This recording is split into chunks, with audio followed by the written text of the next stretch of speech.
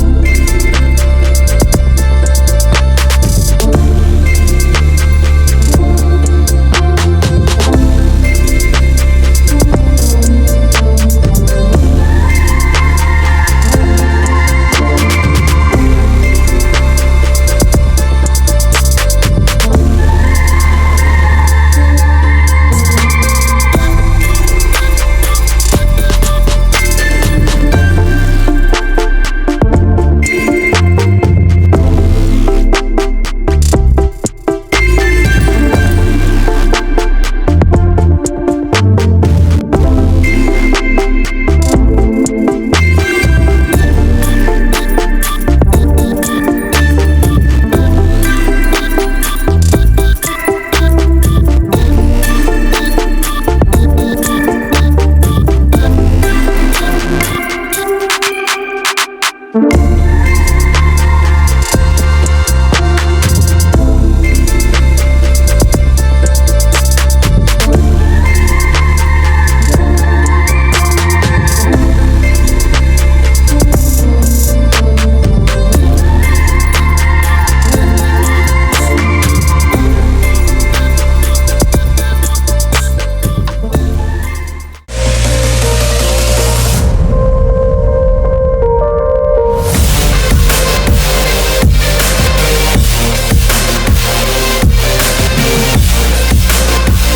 Guys आपको video अच्छी लगी हो तो एक लाइक और सब्सक्राइब जरूर करना, और अगर आपको एक चैलेंजिंग वीडियो देखना है तो इस पर क्लिक करो।